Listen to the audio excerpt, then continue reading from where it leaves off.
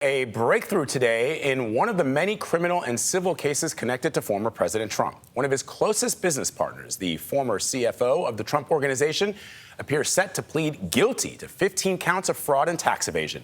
He could potentially testify about closely guarded business practices, and this comes as the former president also faces scrutiny for his actions leading up to the January 6th riot and for possibly mishandling classified material. Catherine Herridge is following all of this for us in Washington. Catherine, good morning. Good morning, Vlad. There will be court action from New York to Florida today, where a judge will consider a request from media organizations, including CBS News, on whether key pieces of evidence should be made public in the FBI search of Mar-a-Lago.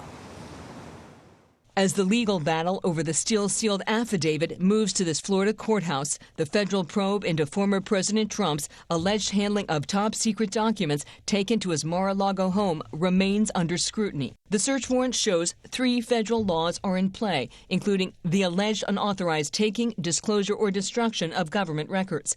Later today, the judge will consider if law enforcement documents that justified the FBI search should be made public. The Justice Department claims releasing the affidavit could serve as a roadmap to the government's ongoing investigation, chill future cooperation by witnesses, and harm other high-profile investigations. I'll talk about this until it's over. A second criminal probe is unfolding in Georgia, where Rudy Giuliani, the former president's personal lawyer and longtime friend, appeared before a special grand jury Wednesday after he was subpoenaed. So I was very happy that I satisfied my obligation.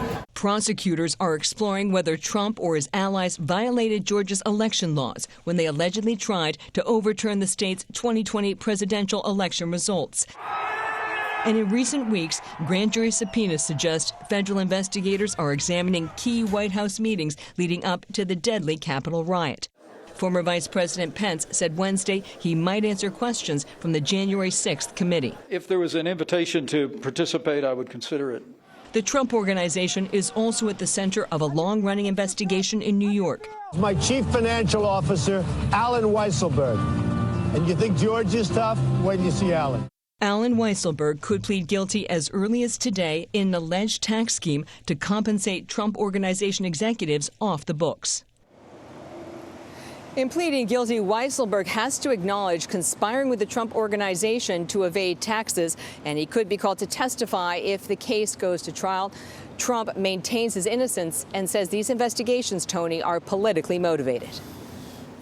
Catherine Herridge with the overview for us.